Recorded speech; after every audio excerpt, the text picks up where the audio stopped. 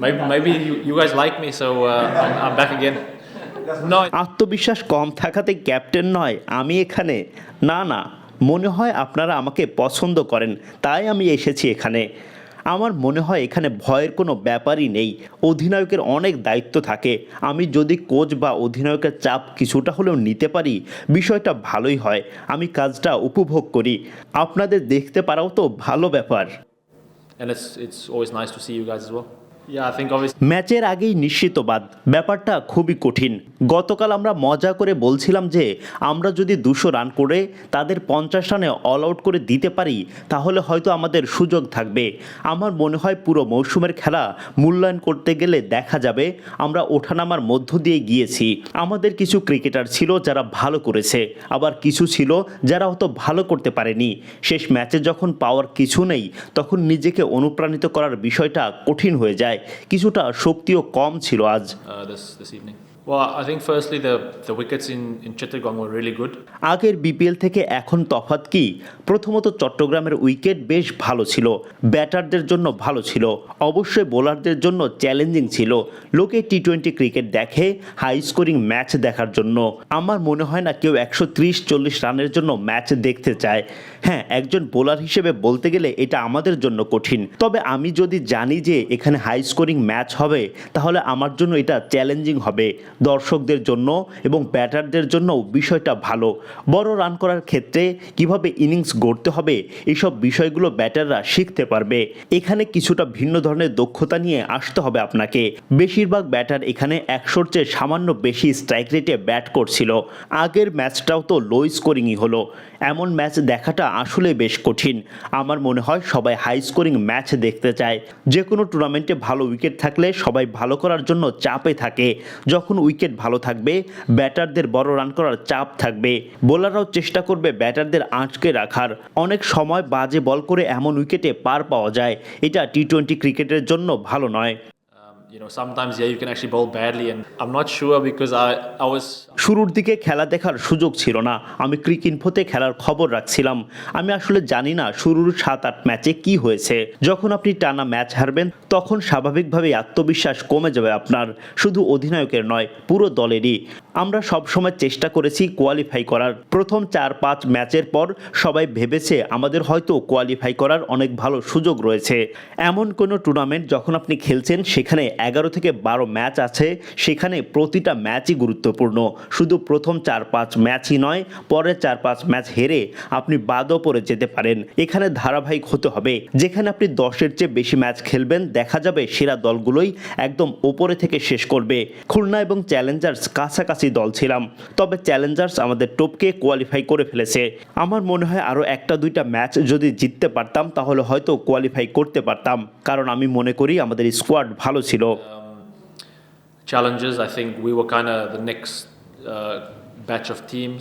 It's always better in hindsight. Batting অর্ডারে পরিবর্তন, হ্যাঁ এমনটা মনে হতেই পারে। যদি এটা কাজে লাগতো এবং আমরা ম্যাচ জিততাম তখন সবাই বলতো আরে কোচিং স্টাফ তো genius.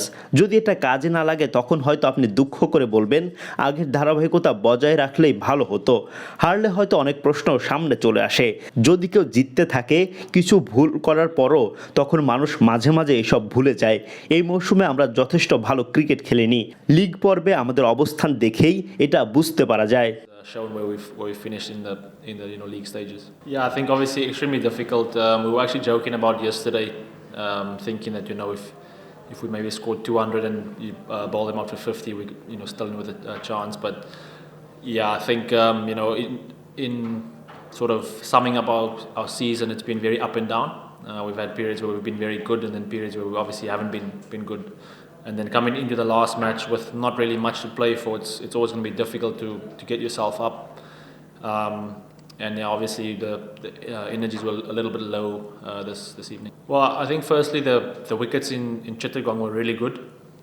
I think obviously we've had 2 games now since. Yeah, good for the batters, but obviously challenging for bowling. I think people want to see T20 games where it's high scoring. I don't think people want to see games where it's 130, 140. So even as bowlers, it is tough for us. But I think even for myself, if I'm bowling and I know that it's going to be a high scoring game, it almost makes it more challenging, and I think it's then good for the crowd, but then also good for the batters as well, because then they obviously learn how to play and construct innings where they can get big totals. And obviously coming here, you need a different skill set. I think most of the guys were striking just over 100, so to actually watch a game like this, and even the earlier game as well, where it's lower scoring, it's always difficult. I think you want high scoring games. So I think in any competition where you have good wickets, and obviously everyone is under pressure to do well, because batters, when the wickets are good, batters have to score big runs, and when the wicket is good, bowlers have to restrict them. Sometimes you can actually bowl badly and get away with decent figures, and that's not really good for T20 cricket. I'm not sure, because I was following the games on Cricinfo, but I obviously couldn't see the visuals, so I'm not sure what happened in the first sort of 7 or 8 games.